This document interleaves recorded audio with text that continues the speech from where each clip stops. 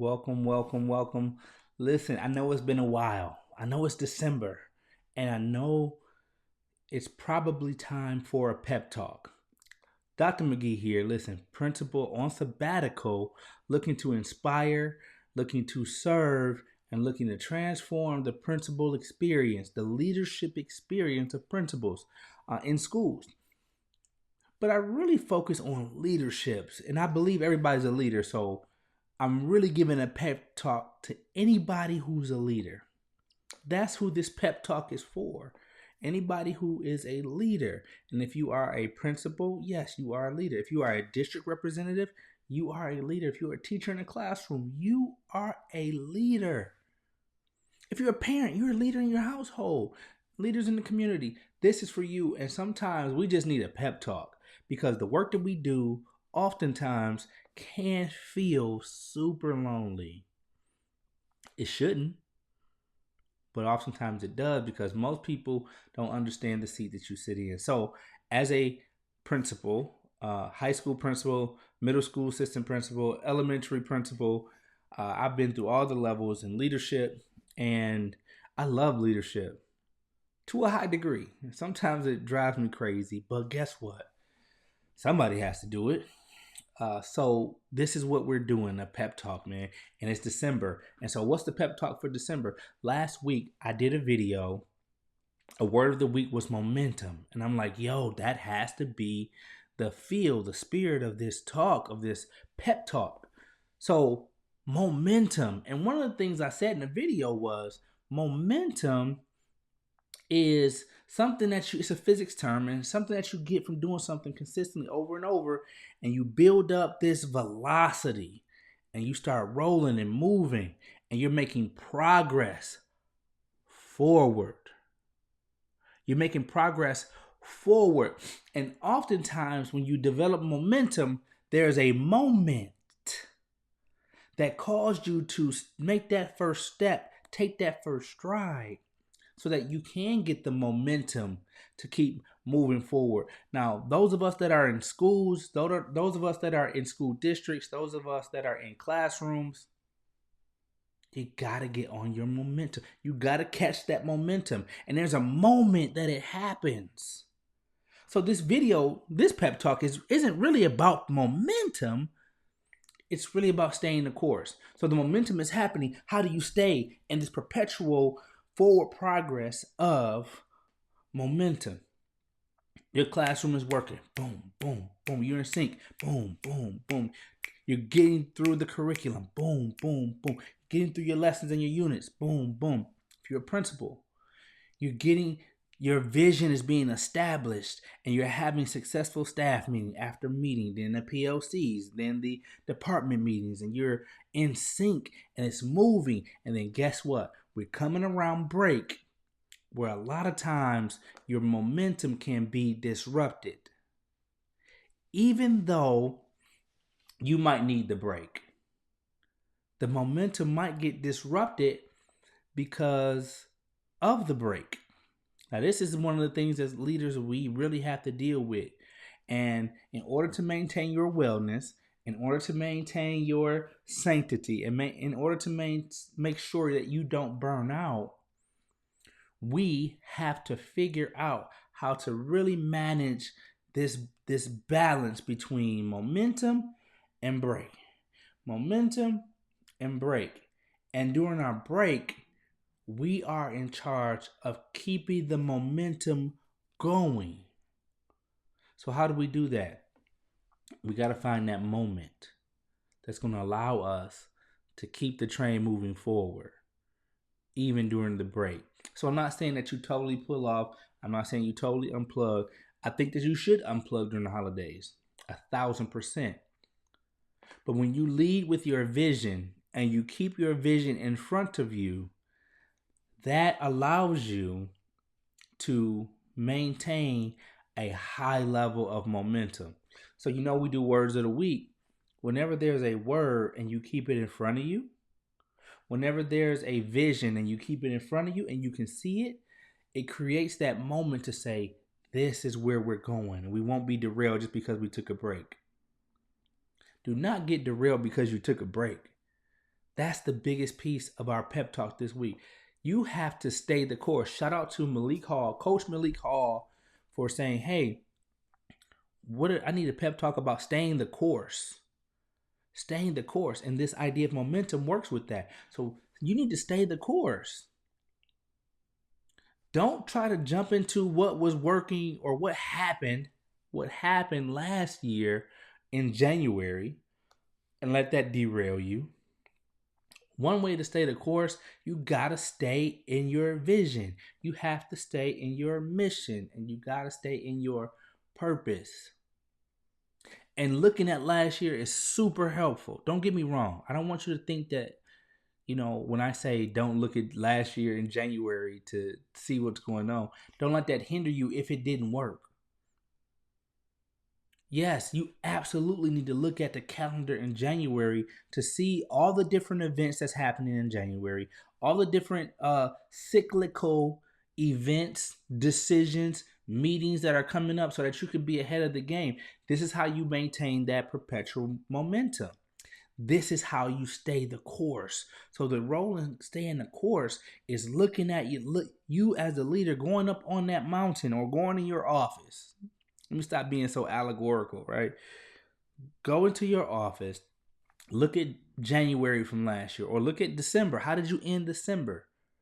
Some of us are going into finals. Some of us won't have finals until January. But how do you stay the course towards this break that's coming up? And for some of us, it's the end and a new semester starting. So look at January and see what you did in January. Look at your calendar. Look at your meetings. Look at your big decisions and big events that you have to have and the decisions you need to make in January. If you're starting over with a new semester, go back to August. Go back to August. What happened in August that you said you were going to do? And did you do the things you said you were going to do August, September, October, November? Or did you get derailed by the effervescence of the schooling? All the things that happen. Report card markings, unit exams, staff meetings, parent meetings, IEPs, all those things. Did you get derailed? Did you fall off the course? Staying on the course is really about staying organized. And for a lot of us, that's not our strong suit. It's not my strong suit. And I know that. You know how I know? Because I took the flight assessment. And I know that as an air traffic controller, that's not my strength, is in details. I need someone to help me with that. So I'm telling you, if it's not your strong suit, details, being organized, you have to have somebody help you with that. Or step up in that area because you can. It's a behavior. So step it up in that area where you are more organized, and don't make it complicated. Don't make your organization so complicated. Use a filing system that just has the alphabet and then keep everything in alphabetical order. That's easy to do and to maintain. Events, meetings, alphabetize them, or do it by the month. This is everything that happens in November. This is everything that happens in December and January. My point is, you have to find a way to be organized in order to stay the course. Because how are you going to stay the course if you're not looking at the map? How are you going to stay the course if you're not looking at the GPS? How are you going to stay the course if you don't pay attention to the things that are in the plans? It's good to let the wind come in and you feel the breeze, but it can't just be a whirlwind and you're just going whichever way the wind blows. That's what I always got caught up with. It's easy for me to go with the flow and move with the wind. I prefer it. But if I'm going to stay the course to make sure everybody that's behind me, that's following me, that's walking alongside me, that we're on the same page, we have to stay the course, and certain things have to be in order, and I have to communicate clearly so that my team knows what to do, so that when it's time for me to spell out the vision, that I'm saying it in a clear way that my assistant principal understands it, my dean of students understands it, my counselors understand it in their role, my college and career advisors understand what's going on, my teachers and my department heads, they know what's happening because I'm able to articulate the vision. Master communicator, right? You're a leader, you need to be a master communicator. And if you are not a master communicator, you need to take the flight assessment. That's all I'm saying. Take the flight assessment so that you can look at your 4 areas of communication and say, this is how I need to communicate. These are the areas I need to step up. I told you about the air traffic controller. There's also a pilot. There's also a flight attendant. There's also a grounds crew. And they all serve different purposes. And they're all in you. You just have to figure out which one you prefer the most and what those limitations are to the ones you don't prefer. And step your game up. Come on, leader. That's what we have to do. Momentum. Staying the course. That's your job, is to stay the course. So as we do that, we really need to, if you really want to know how to do that, this is what you have to do. You have to figure out what your preferences are on how you behave. And this is where you do it. Like, contact me here and I can help you get the flight assessment. I can help you get it. I give it to you. We can go over it and you can learn how to become a master communicator, how to become a fearless leader. How do you lead those that are in your care, and do it with a tool that helps you qualify and quantify what it is, how it is that you prefer to behave. www.drjmcgee.com. Go to my website, shoot me a little message, or just go and buy it from my website. It's there. It's there.